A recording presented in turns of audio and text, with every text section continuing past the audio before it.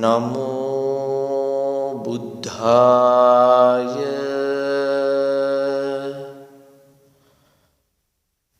නමෝ තස්ස භගවතු අරහතු සම්මා සම්බුද්දස්ස නමෝ තස්ස භගවතු අරහතු සම්මා සම්බුද්දස්ස නමෝ තස්ස භගවතු අරහතු සම්මා සම්බුද්දස්ස බුද්ධං සරණං ගච්ඡාමි සාදු සාදු සාදු. සදහවත් ධර්ම ශ්‍රවණාබිලාසී වාසනා සම්පන්න පින්වතුනි පින්වතියනි, මෛත්‍රී ජලයෙන් තුන් ලෝකයේම තෙමා වදාළ තථාගත ලෞතුරා ඒ භාග්‍යවත් අරිහත් සම්මා සම්බුදුරජාණන් වහන්සේ මේ ලෝකයේහි පහළ වී වදාළේ අනන්ත අප්‍රමාණ කාලයක් මේ ලෝකයේ දුක් විඳින අසරණ සත්වයා හට නිවන නැමැති සදාකාලික සැනසෙල්ල අත්පත් කර දීම සඳහායි. ඒ භාග්‍යවත් බුදුරජාණන් වහන්සේ වන්දනා කිරීම, නමස්කාර කිරීම, ඒ භාග්‍යවත් බුදුරජාණන් වහන්සේ උදෙසා පූජාවන් පැවැත්වීම එදා පටන් අද දක්වාම මේ ලෝක තලය තුල සිදුවෙන කාරණයක්. ප්‍රථමයෙන් අපි මේ බුද්ධ පූජාව, බුද්ධ වන්දනාව, බෝධි පූජාව, බෝධි වන්දනාව, බුදු ගුණ ගායනය, මේ කාරණා තුළ පවතින යථාර්ථය පිළිබඳව ධර්ම දේශනාවක් ශ්‍රවණය කිරීමට පළමුවෙන් භාග්‍යවත් බුදුරජාණන් වහන්සේ යනු කවරෙක්ද, කවර ආකාරයකින් පහළවන කෙනෙක්ද යන්න අපි තේරුම් ගන්නට ඕන අවස්ථාවයි. අනන්ත කාලයක් සිතින් මම බුදු වෙනවා කියන කාරණය සිත සිතා පෙරම් පුරාගෙන ඇවිත්, ඒ වගේම තවත් අනන්ත කාලයක් වචනයෙන් මම බුදු වෙනවා කියන කාරණය සිතමින් කියමින් පෙරම් පුරාගෙන ඇවිත්, පංච අභිඥා අෂ්ට සමාපatti කියන විශේෂ අදිමානසික තලයන්ට පත්වෙච්ච සුමේධ තාපසයන් වහන්සේ වශයෙන් දීපංකර බුදුරජාණන් වහන්සේ ලොව පහළ වුණු කාලයේහි ඉපිදිලා ඒ දීපංකර බුද්ධ පාද මූලයේදී නියත විවරණය ලබා ගත්තා. ගෞතම නමින් මේ ලෝතලයේ සම්මා සම්බුදු පදවිය ලැබීමට ඒ ආකාරයෙන් මේ සුමේධ තාපසයන් වහන්සේ තමා සතු සියලුම ධනය, බලය, පිරිස, යසස සියල්ල අත්හැරලා වනගත වෙලා බවුන් වඩලා ධ්‍යාන අභිඥාවන්ට පත් වුණා. ඒ අවස්ථාවන් පසු කරගෙන ඉහළම අදිමානසික තලයකට පත් වුණා. උන්වහන්සේට ආරංචියක් ලැබුණා. සුමේධ තාපසයන් වහන්සේට ලැබිච්ච ආරංචිය තමයි දීපංකර බුදුරජාණන් වහන්සේ බොහෝ භික්ෂු සංඝයා පිරිවරාගෙන නුවරට වැඩම කරනවා කියන කාරණය.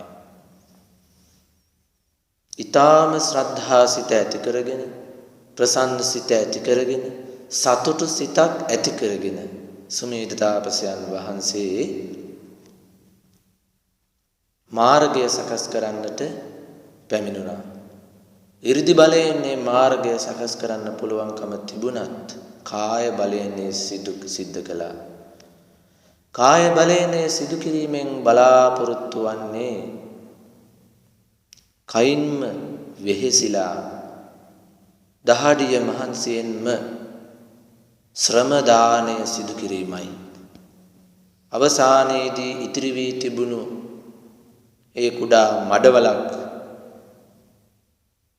අභිභවාගෙන තමන්ගේ ශරීරය පූජා කළා භාග්‍යවත් බුදුරජාණන් වහන්සේට ඇතුළු ශ්‍රාවක මහරහතුන් වහන්සේලාට වැඩම කිරීමට.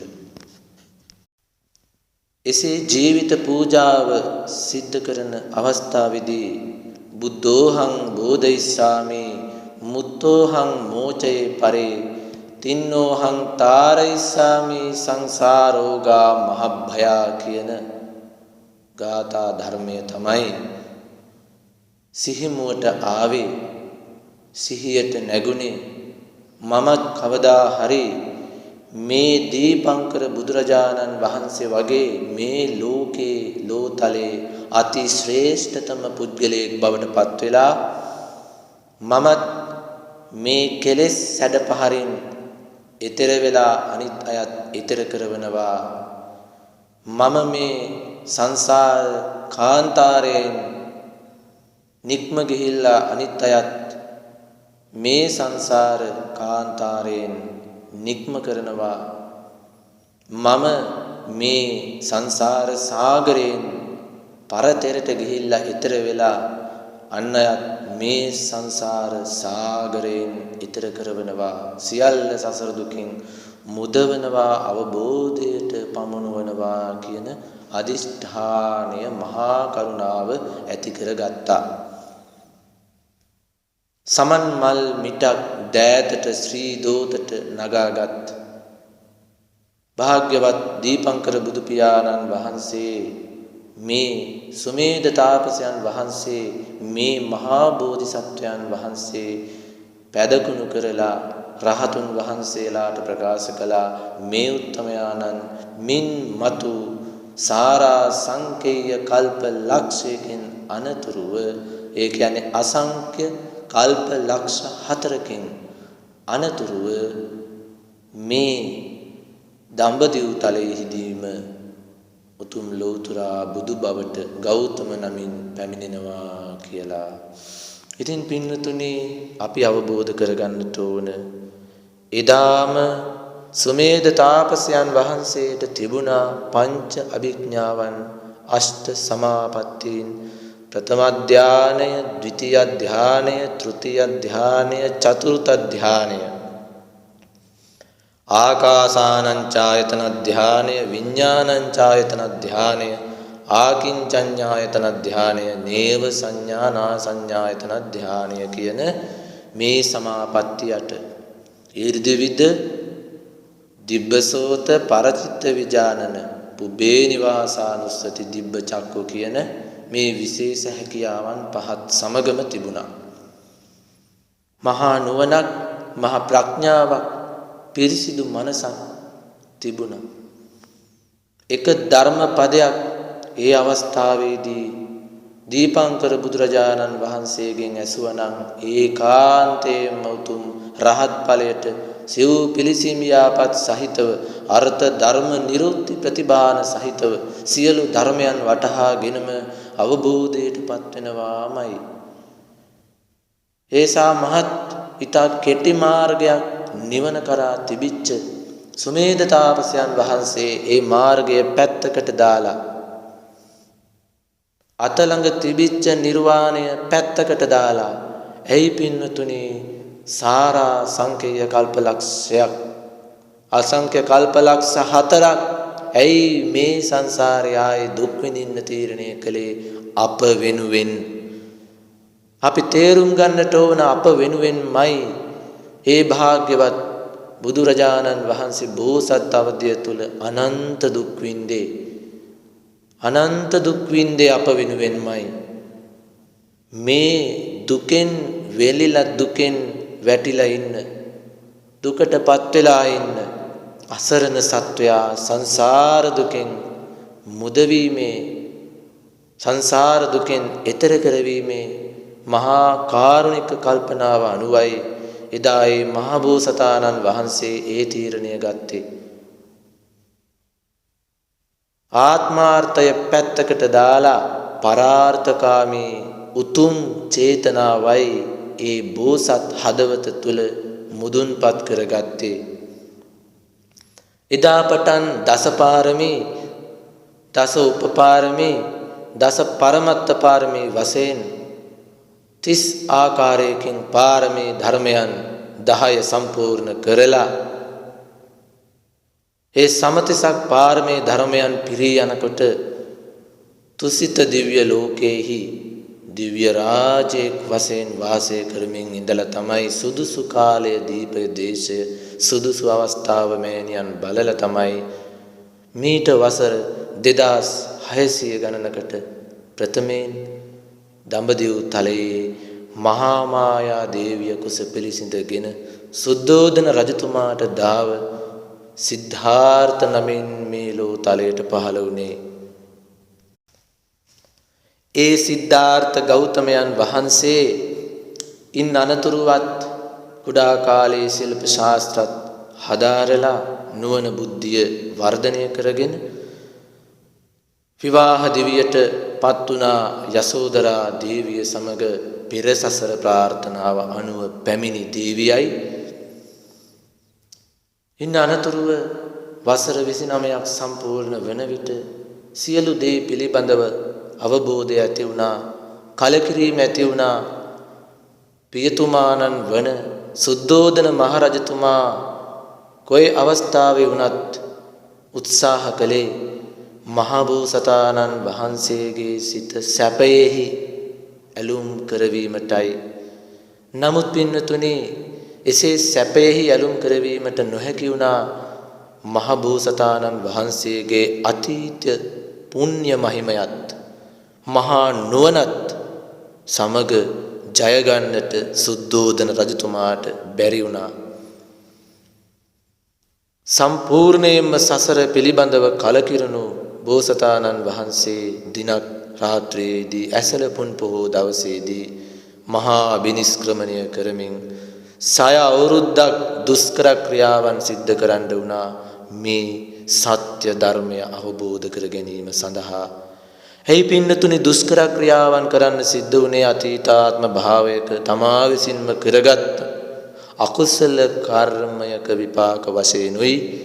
ඒ වගේ මහා දුක්ඛ ස්කන්ධයක් 6 අවුරුද්දක් පුරාවට නානා ව්‍රත, නානා සීල, නානා ගුණ, ඒ වගේම නොඑක් ආකාරයේ ක්‍රමවේද අනුගමනය කළා සියලු කෙලෙස් නැසමින් උතුම් අවබෝධයට පැමිණෙන්න. නමුත් අවසානයේදී මේ සිද්ධාර්ථ තාපසතුමාණන් වහන්සේ අවබෝධ කරගත්තා මේ කිසිම ආකාරයකින්, මේ කිසිම ක්‍රමවේදයකින්, මේ කිසිම න්‍යායකින් කවදාවත් ලෝකේ පරතර, ලෝකේ අවසානය, මේ ඉපදීමේ කෙලවර, නැසීම සියල්ල අවබෝධ කර ගැනීමට නොහැකි බව. උතුම් නුවණ ඇති වුණා, ධ්‍යාන අභිඥා ඇති වුණා. නමුත් සියලු කෙලෙස් ප්‍රහීන වෙමින් ලබන උතුම් නිවීම ලබන්න ඒ ආකාරවලින් හැකි වුණේ නැහැ.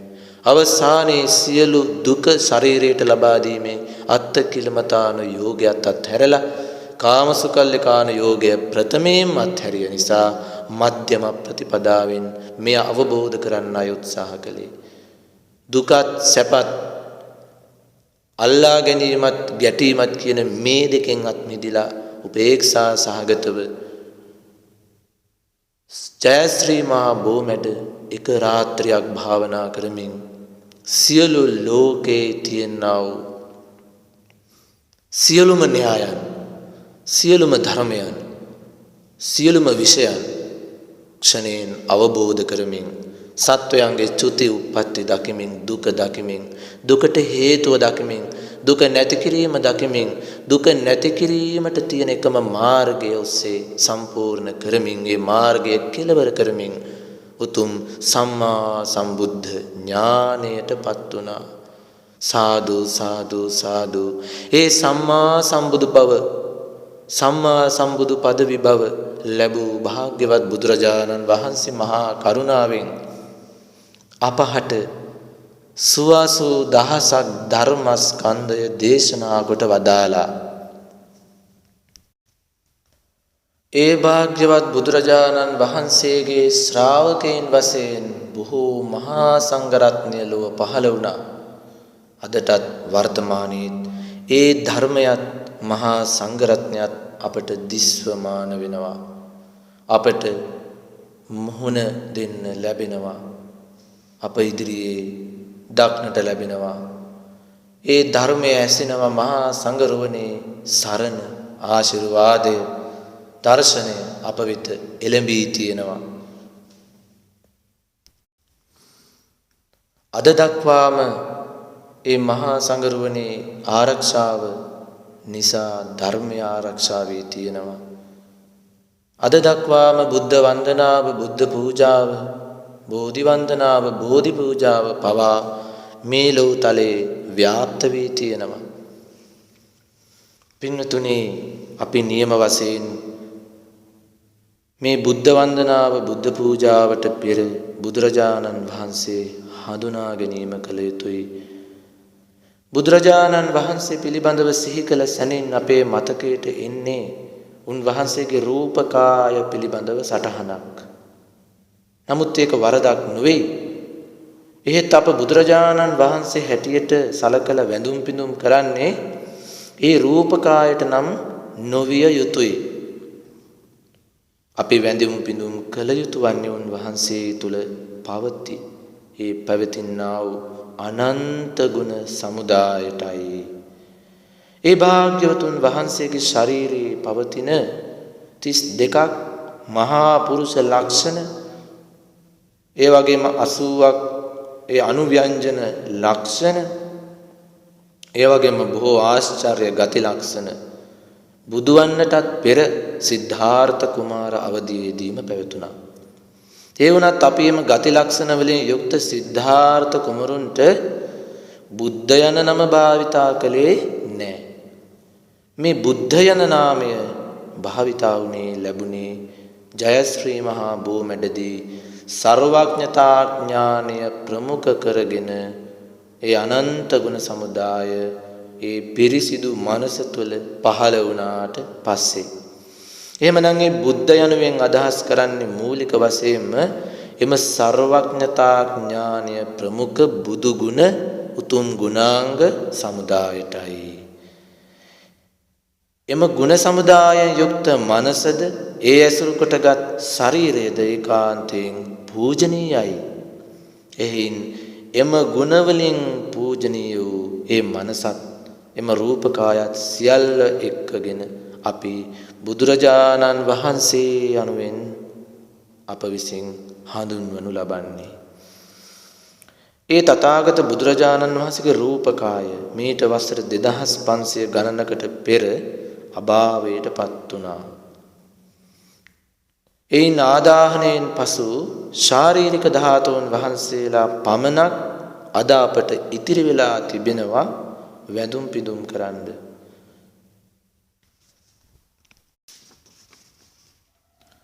සියලු ක්ලේශ ධර්මයන් විනාශ කළ නිසා නැසූ නිසා මතු ආත්ම භාවයක් පිළිබඳව තෘෂ්ණාවක් නැති නිසා පරිනිර්වාණයෙන් අනතුරුව එම කය ඇසුරු කරගත් අනන්ත ගුණයෙන් යුත් මනසත් පහන් සිලක් මෙන් නිවී ගියා.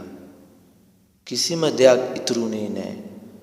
පහන් සිල නිවී ගියත් එම ආලෝකයේ වටිනාකම දත් අය එම පහන් සිලුවේ ආලෝකයේ සියලු කල්හිම සිහි කරනවා. පහන දැල් වෙන්නට උපකාර වූ පහන් තැටිය පවා ගෞරවයෙන් සුරකිනවා.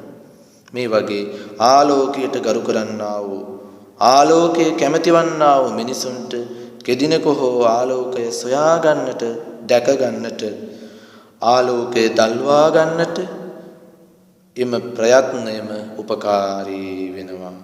තථාගතයන් වහන්සේ පරිනිර්වාණ වී පහන් සිලක්සේ සියල්ල නිවී ගියත් එම ගුණයට ආධාර වූ රූපකායෙන් ඉතිරි වූ සර්වඥ ධාතුන් වහන්සේලා සහ ඒ ශ්‍රී ශරීරය ඇසුරු කළ වෙනත් බොහෝ දේ ගෞරවයෙන් ආරක්ෂා කරමින් උන්වහන්සේ තුළ පැවති මහා ප්‍රඥාවේ ආලෝකයත් අනන්ත ගුණයත් ගෞරවයෙන් සිහි කරන්නා වූ මනුස්සයන්ට කෙදිනක හෝ කවදාක හෝ ප්‍රඥා ආලෝකය ලබන්නට, ගුණ වර්ධනය කරගන්නට එම පූජාව, එම ප්‍රයත්නයම උපකාර වෙනවා.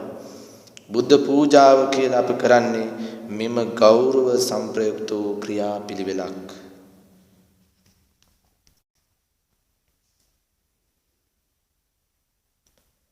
ඒ වගේම සිතින්, ගතින්, වචනයෙන් මේ වන්දනාව කරන්න පුළුවන්.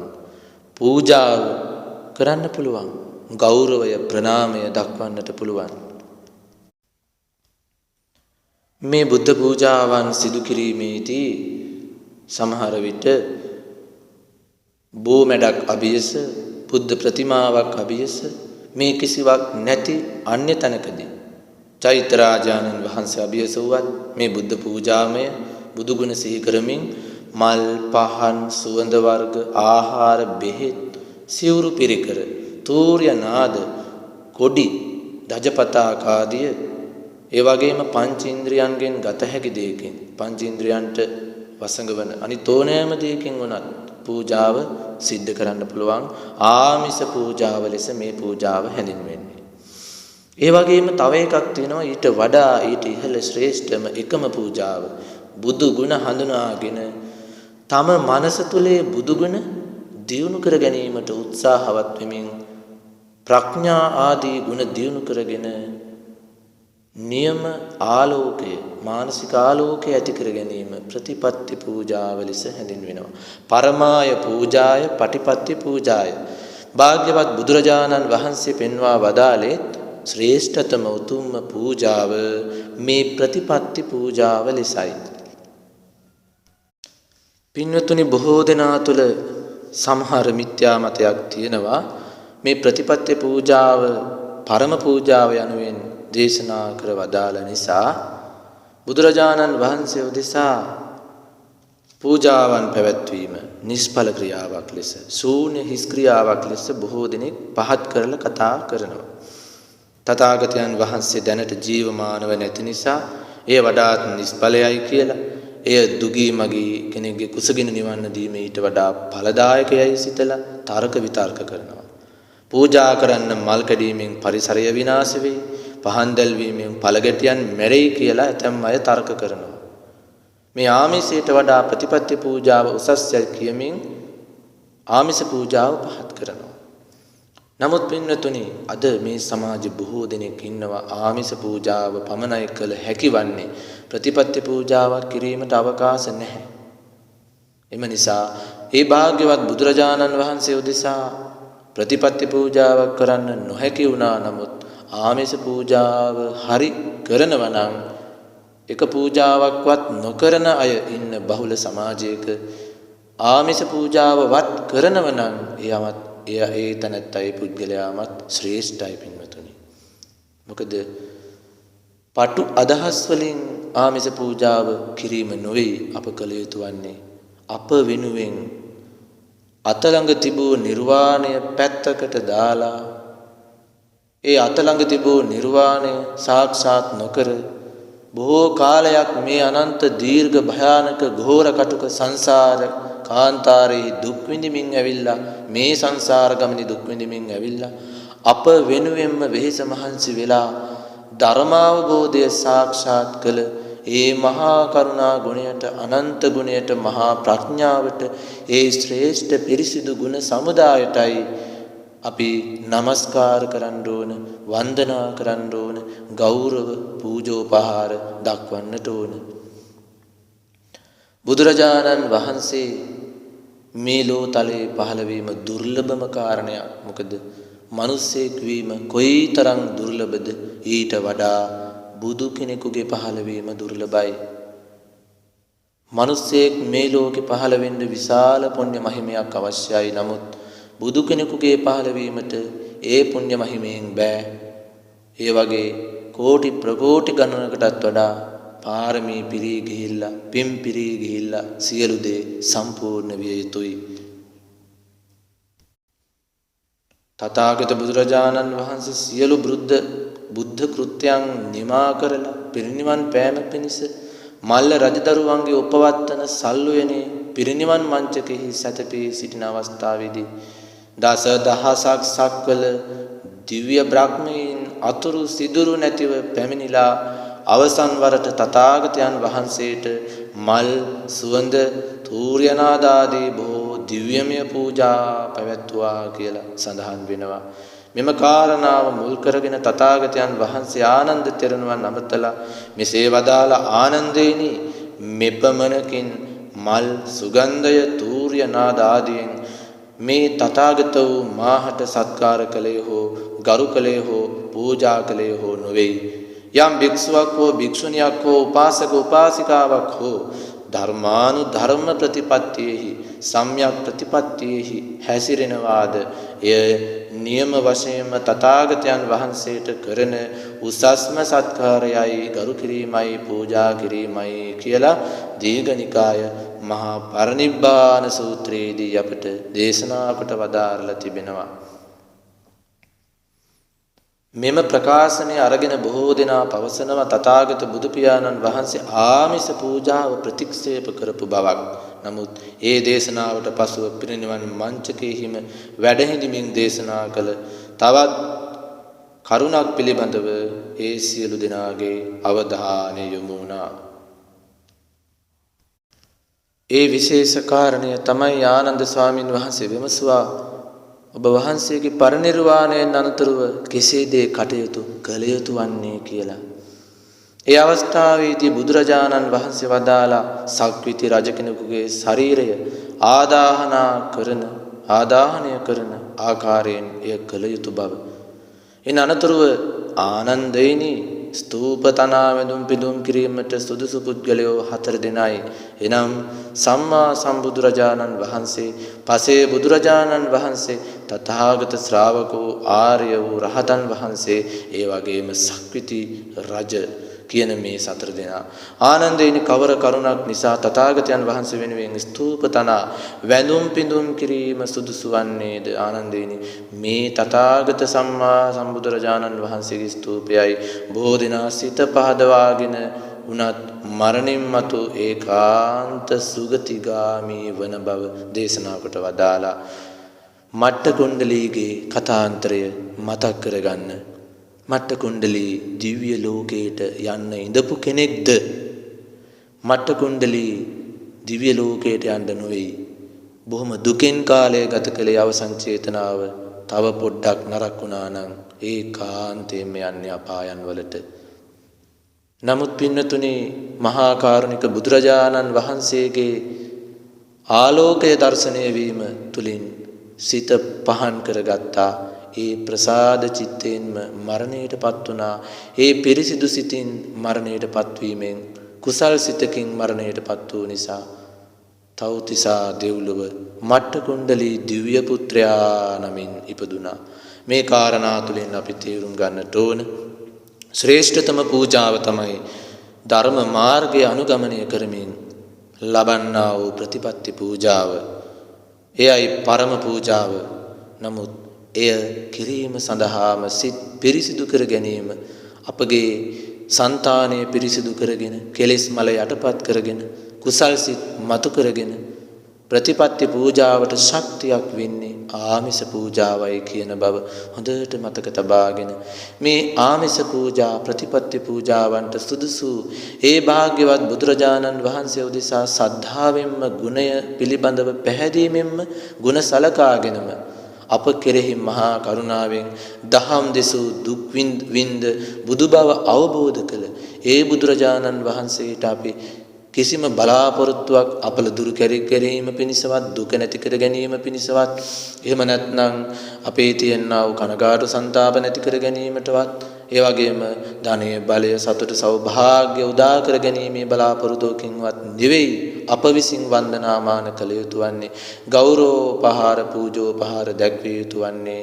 අප වෙනුවෙන් අපට මේ සංසාර දුක නිවා කිරීම සඳහා මේ තරම් වෙහෙසක් ගත් උත්සාහයට ගෞරවයක් පූජාවක් වන්දනාවක් කළගුණ සැලකීමක් වශයෙන් අපි වන්දනාමාන කළ යුතුයි නිරන්තරයෙන්ම දිනපතා බුදුන් වැඳීම දිනපතාම බුද්ධ පූජාවන් මල් පහන් පූජාවන් පැවැත්වීම ඊටාම පිං වැඩෙන කාරණයක් කුසල් වැඩෙන කාරණයක් ඒ භාග්‍යවත් බුදුරජාණන් වහන්සේගේ අනන්ත ගුණය සිහි කරලා ඒ ගුණය උදෙසා කිසිම පටු අරමුණක් බලාපොරොත්තුවක් නැතුව අපි නිවැරදිව පූජාවන් අපි දන්නා පරිද්දෙන් අපි දැනගත් පරිද්දෙන් පැවැත්විය යුතුමයි. බුද්ධං සරණං ගච්ඡාමි යනෝ සසර දුකින් මිදීම පිණිස බුද්ධ රත්නය මම පිහිට කර ගනිමි කියන අර්ථය. ඒ වගේම තමයි ධම්මං සරණං ගච්ඡාමි සංසාර දුකින් මිදීම පිණිස ආර්ය වූ උතුම් වූ බුද්ධ දේශනාව වූ ධර්ම රත්නය මම පිහිට කර ගනිමි. සංඝං සරණං ගච්ඡාමි ඒ අෂ්ටාර්ය පුජ්‍යල මහා සංඝ රත්නය මාර්ගයේ වැඩීම පිණිස මම පිහිට කර ගනිමි කියන මේ පාඨයන් අර්ථානුකූලව සිහි කරගෙන අපි තුනුරුවන් වන්දනාමාන කළ යුතුයි. එහෙමනම් සෑම දිනාටම මේ ධර්මපරයාය මේ දහම් කොටස ඒකාන්ත අවබෝධයක් වේවා නුවණ ප්‍රඥාව දියුණු කරගෙන බෞද්ධයා වශයෙන් බුද්ධ පූජාව බුද්ධ වන්දනාව බෝධි පූජාව බෝධි වන්දනාව අර්ථවත්ව සිදු කරගෙන ස්වර්ග මෝක්ෂ සැප සාදා ගන්නට ඒකාන්ත ශක්තියක්ම වේවා කියලා ප්‍රාර්ථනා කරමු. සාදු සාදු සාදු. ආකාසට්ටා ච බුම්මට්ටා දේවා නාග මහිද්దికා පුඤ්ඤන්තං අනුමෝදිත්වා චිරං රක්ඛන්තු ශාසනං චිරං රක්ඛන්තු දේශනං චිරං රක්ඛන්තු මං පරං සාදු සාදු සාදු.